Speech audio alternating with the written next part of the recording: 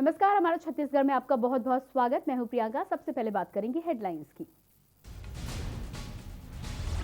CM Bhupesh Baghel का बड़ा ऐलान, गांव के उत्पादों को एक छत देने से सभी महानगरों में खोलेंगे सी मार्ट, रोजगार के साथ आय के बढ़ेंगे साधन। अभिव्यक्ति में सीएम ने किया संघर्षशील महिलाओं का सम्मान, डीजीपी बोले महिलाओं के खिलाफ अपराध की शिकायत के लिए जल्द ही व्हाट्सएप नंबर जारी होगा।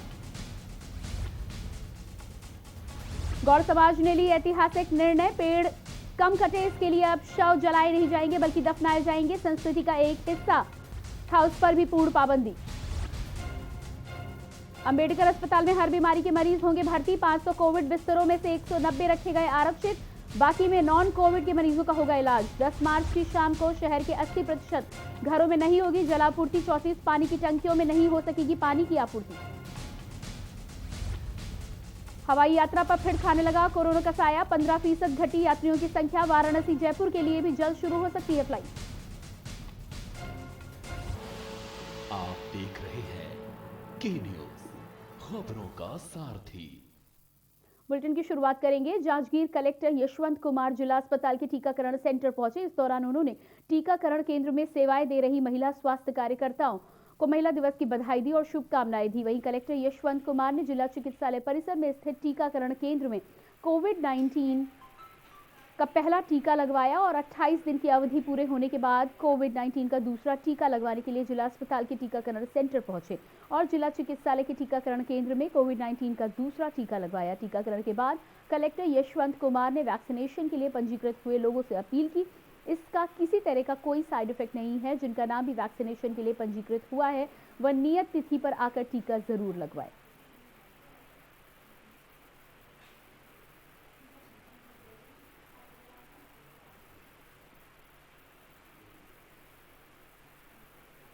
दिन पूर्व 8 फरवरी को फर्स्ट डोज लगा था, तो उसके 28 दिन के उपरांत मैंने आज 8 मार्च को मैंने सेकेंड डोज लगवा लिया। मैं आम जनता से यही अपील करना चाहता हूं कि इसमें डरने की कोई बात नहीं है। वैक्सीन हमारे लिए एक वरदान है और इसका ज़्यादा से ज़्यादा उपयोग करें। कर्तव्य महिला संकुल संगठन के नेतृत्व में अंतर्राष्ट्रीय महिला दिवस पर कार्यक्रम आयोजित किया जाएगा। मां बम्बलेश्वरी जनहितकारी समिति की संस्थापक, भारत की आर्थिक और सामाजिक रूप से पिछड़ी महिलाओं के विकास के लिए अपने प्रयासों के लिए जानी जाने वाली पद्मश्री फूलबासन यादव ने ऑनलाइन माध्यम से महिलाओं को संबोधित करते हुए महिला दिवस की शुभकामनाएं दी। मैंने उनको आप सभी के बारे में बताया था, जो आज हमारे बीच अभी ऑनलाइन है, फूलबासन यादव जी।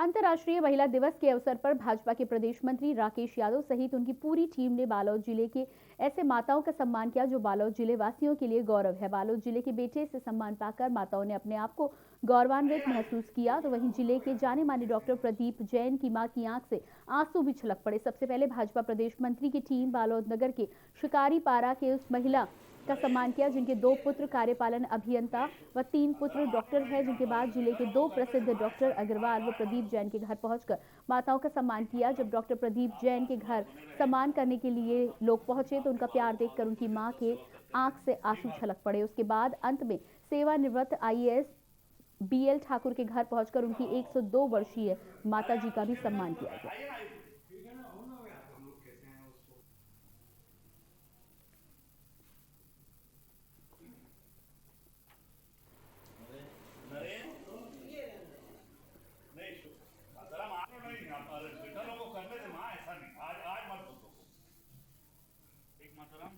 आपका आशीर्वाद बने रहे, सब आपके बाल गोपाल लोग पूरी जनता सेवा करते रहे। ठीक बात।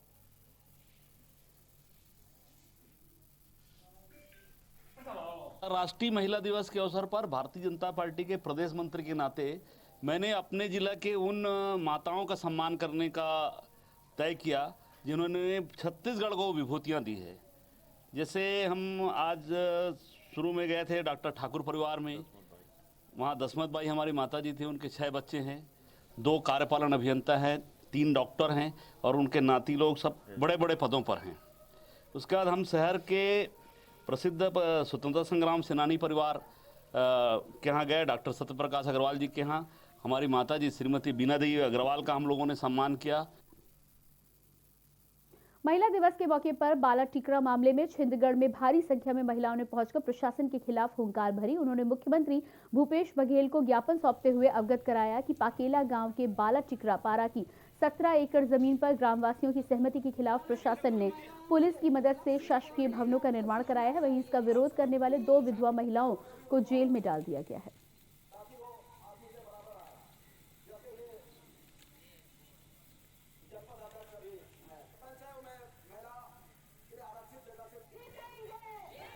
आज हम लोग यहाँ अंतर्राष्ट्रीय महिला दिवस के रूप में यहाँ उपस्थित हुए, सभी महिलाओं के साथ चर्चा की। उसके बाद खासकर हम लोग जो बाला टिकरा के जो 2 महिलाएं हैं जो जमीन विवाद में अपने जमीन को बचाने के लिए रोक रही थी।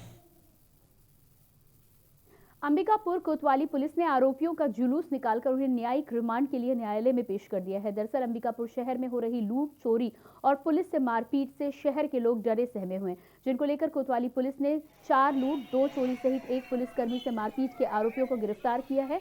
जहां लोग लगातार कह रहे थे कि चोरी और लूट की घटनाओं से वह डरे हुए हैं, लेकिन पुलिस कुछ नहीं कर पा रही। वहीं बीती रात घरों में चोरी और लूट की वारदात सीसीटीवी कैमरे में कैद हो गई, जहां पुलिस ने सीसीटीवी कैमरे के आधार पर आरोपियों की पहचान की है। पुलिस ने लूट और चोरी की धाराओं में गिरफ्तार आरोपियों को जेल भेज दिया है।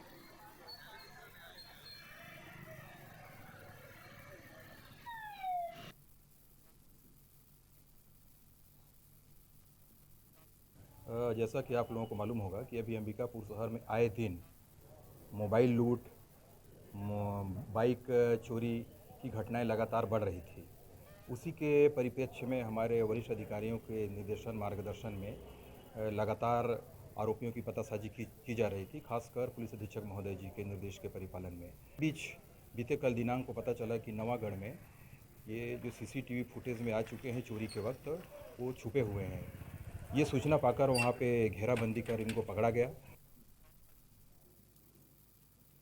मगरलोड में भ्रष्टाचार का बड़ा मामला सामने आया है, जहां पार्षद फंड से 100 सेट टेबल बेंच देने के नाम से राशि का गबन किया गया है। पूरी खबर धमंतरी जिला मुख्यालय की नगर पंचायत मगरलोड की। वर्ष 2019 में नगर पंचायत के पार्षद फंड से 100 नग टेबल, 100 नग बेंच के नाम से 6 लाख से अधिक की राशि का दस्तावेज दिखाया गया है, लेकिन बालकशाला मगरलोड को केवल 50 सेट टेबल बेंच ही उपलब्ध कराए गए हैं, जो कि राशि के अनुसार गुणवत्ताहीन है, जिसकी जानकारी समिति अध्यक्ष बालकशाला के प्रिंसिपल व हेड मास्टर ने नगर पंचायत को दी है। फिर भी अभी तक उनके ऊपर कोई कार्रवाई नहीं की गई।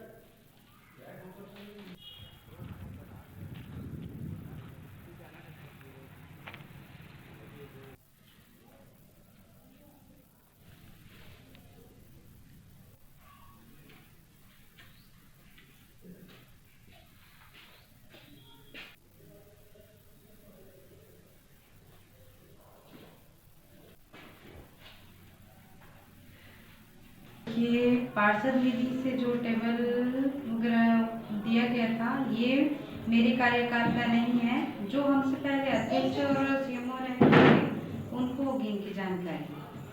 पंचायत की चुनाव हुई यहाँ, तो बात के दरमियान सीएमओ साहब के साथ घूम रहा था, तो उसने कहा कि सर मेरे पास बेंच टेबल है, तो अच्छी बात है सर, मेरे को दे दीजिए।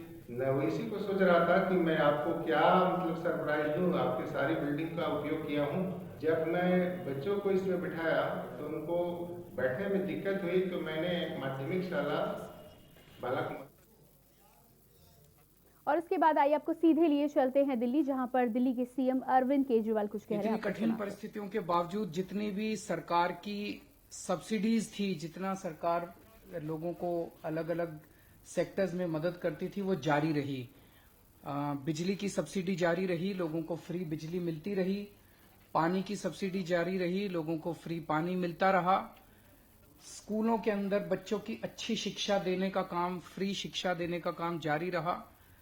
अस्पतालों के अंदर फ्री दवाई, फ्री उनके स्वास्थ्य सेवाएं जारी रही।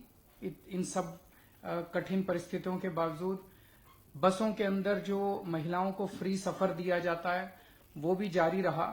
और मुझे खुशी है कि अगले साल भी आज जो बजट प्रस्तुत किया गया है उसके अंदर भी ये सब सुविधाएं, फ्री बिजली, फ्री पानी, free transport, free education, free health services, ये सब जारी रहेंगे। मुझे बेहद खुशी है कि जो हम पिछले 6-7 साल से जो ट्रेंड चला आ रहा है, इस बजट के अंदर भी लगभग चौथाई बजट जो है वो शिक्षा के ऊपर खर्च किया जा रहा है और 14% बजट जो है वो स्वास्थ्य सेवाओं के ऊपर खर्च किया जा रहा है, जो कि सरकार का शुरू से शिक्षा और स्वास्थ्य के ऊपर प्रायोरिटी रहा है। वो प्रायोरिटीज इस बजट के अंदर भी जारी है। जब से हमारी सरकार बनी है दिल्ली का बजट सरप्लस में है, दिल्ली के बजट में घाटा नहीं हुआ आज तक।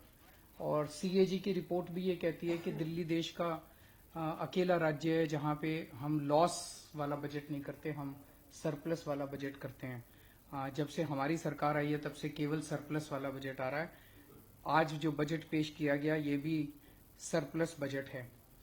आज के बजट की एक और खासियत ये है कि इसमें अक्सर हमने देखा है, जितने भी स्टेट्स के बजट देखते हैं, दूसरे राज्यों के बजट देखते हैं और हमारे से पहले जो सरकारें थी उसमें इस्टेब्लिशमेंट की कॉस्ट, तनख्वाह है, इंटरेस्ट लाइबिलिटीज हैं, ये सारी जो इस्टेब्लिशमेंट की कॉस्ट्स हैं वो कई बार 70, 80% होती हैं। हाँ, आज जो बजट प्रस्तुत किया गया इसमें इस्टेब्लिशमेंट की कॉस्ट केवल 45% है। 55% बजट एक तरह से स्कीम्स के ऊपर, योजनाओं के ऊपर, जनता के विकास के ऊपर, सोशल सिक्योरिटी, इन चीजों के ऊपर खर्च किया जा रहा है, जो एक बहुत एफिशिएंट फाइनेंशियल मैनेजमेंट दिखाता है, जिसकी तरफ अब दिल्ली सरकार धीरे धीरे बढ़ रही है। आज देश, हम लोग अब 75 साल आजादी के पूरे कर रहे हैं और 75 साल के बाद ये वाला वर्ष जो है 75वां साल है आजादी का। जाहिर तौर पे देश के लिए एक बहुत खुशी की बात है और दिल्ली सरकार भी दिल्ली के लोगों के साथ मिलके इसको बहुत भव्य तरीके के साथ पूरा साल इसको मनाएंगे हम अपने 75 साल को। लेकिन इसके साथ साथ आज 75 साल पूरे करने पे ये सोचने की जरूरत है कि लोगों के एस्पिरेशंस क्या हैं, क्या वो एस्पिरेशंस पूरी हुई आज 75 साल के बाद।